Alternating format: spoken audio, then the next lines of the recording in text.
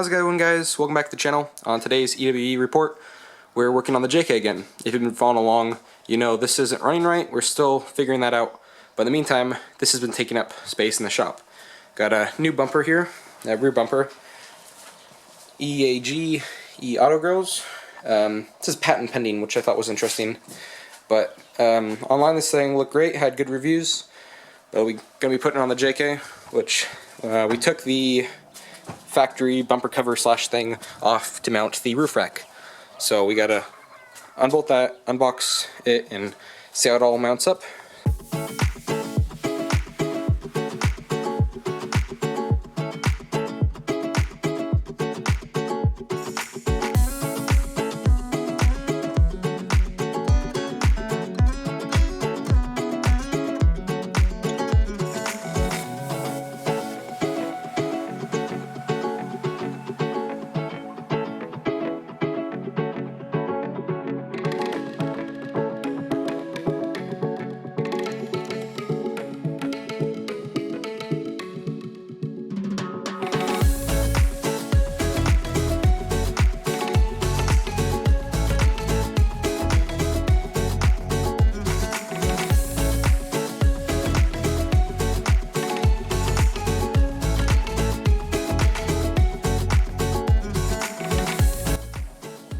This should be all the parts laid out.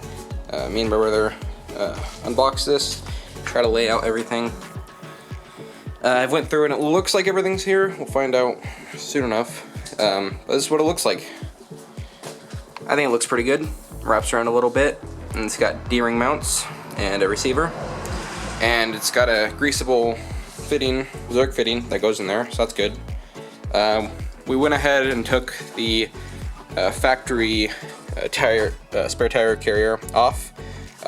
Disconnected the brake light that was up above. I'm hoping we can put that back on somehow, incorporate it in this A-frame. I'm not for sure because I think we legally have to have the factory third brake light, but I'll try to make that work. So all we have to do now is we put the roof rack on and it bolts here, and we have to take this inside plate out. It goes in here, and these sleeves over here, they have welded nuts on, but they just kind of slide in there, and they use these two factory holes and bolts in there. So I don't think we need the inside sleeve, but we do need a washer because there is a third bolt, or actually two more bolts back here, that if we remove that sleeve, they'll be kind of crooked. So another thing, this has to go on the outside right here, so I'm hoping we can just unbolt this and it disconnects right here, so I think we can tweak it enough where we can get it to work.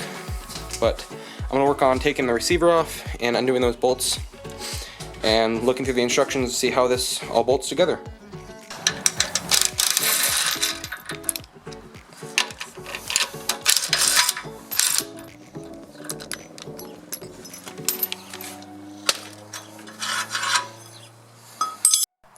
Okay, the rear of the roof rack is completely detached on both sides. I realized I needed to take it completely off, so I can slide the plate that's already in there. I can slide it in there and line it up with the holes. It didn't want to line up with this on, so and the back needs some spacers so it sits flat, because this bumper slides in here, sandwiches with the plate inside, and it only goes up to these two holes. So the back need washers to bring it out a little bit more so it's flat. I just have to remove the bumper, or not the bumper, receiver, and then I think that's everything that needs to be taken off for this bumper to be put on.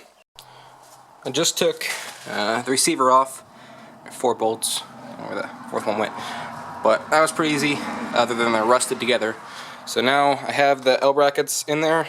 I think we just pick this up, slide it in there, and then 4 bolts hold it in place. This has been kind of hard getting this on there. We do have this side completely done. There's a gap, so we might have to raise the side up a little. My brother's working that side, but we had a sandwich. There's the little plate, the yellow bracket on the inside of the frame, then the bumper on the outside, and then this on the outside of the bumper. And you had to run these two and sandwich all that together, and it's really hard holding everything in the right place. And then these are just, we had to put washers behind them to make it level. But this side's all done. We might have to raise it up a little, like I said. And then he's working on that side. But there's 2 more bolts that go through the cross member right here into sandwiching this to the cross member. And I think that's everything to hold the bumper in place, and we get to start building the tire carrier. So we just put the bumper fully on, the 2 bolts in the bottom, and then 2 on each side, and then plus the 4 bolts that hold the rack on. All that's bolted down and cinched tight. We have to get new bushings for the door here. So as you can see right now, it hits. All you have to do is pick up, and it clears, but the bushings in the door, there's a large amount of play in the door. So, get new bushings for the door, and then it should work just fine. Now we get to start building the A-frame and mounting that up. Okay, we have the A-frame up on table here. Now we just have, the instructor can say, lay this piece like we have it, and run bolts along both sides. You can't really see, but all these bolts go all the way on the sides, and then with nuts as shown here, and then the 2 arms come out here and here, and that's pretty much the most of the tire carrier besides the thing that holds the tire. We're just putting these arms on real quick, but all these are tightened down. We have to tighten the top 2 down, and then we move on to the next step after these are tight. Try not to drop it in the tube, but you got to go straight up with the Allen wrench into the bottom of this. Kind of hard. So we have it set in place. We haven't installed any of the hardware for the Zerk fittings or anything yet. All the bolts for the arms in the center are tightened down, and now we're just installing the handle real quick with 2 bolts. And then I think the next step is to figure out how the Zerk fitting and all the seals go in that. So we forgot to put grease on it. We took the tire carrier back off, and we're just going to rub some grease around it because it didn't want to move. And then we need to install the cap with the Zerk fitting. So we grease this up and it moves pretty nice, but as you can see, it hits. It doesn't want to go in the hole until you push down really hard on this, and then it lines up. It's like they welded the plate off or something. So we're going to try putting this piece on with a 35, and hopefully the weight will make it pop in and out easily. If not, then I need to look at if we can adjust something or what we messed up. With the tire on, it's still, we have it locked down, but you still have to push weight here to get it in. But it does look good for the spacing, right? So we're going to tighten those bolts, but we want to drop it down a little bit more because it has plenty of space to go down, just so you can actually see a little bit more out the window. Okay, we adjusted this down and just tightened the spacing that goes this way. Have this locked down, so we're just going to put the tire up real quick, line it up, and then hopefully that'll make it easier to go in and out. I still think we have to adjust it somewhere. I'm not for sure where. But line that up real quick. Oh God, I don't even need to pick it up that much. Yeah. Yeah, that's perfect. So, well, the bumper does look really nice with the tire on it. It was a lot better than the factory bumper cover. I still think, it's as low as it's gonna go. Yeah. So, you might want to put a lug nut on it. That goes down, and see, it hits, and you have to push, you can't really tell.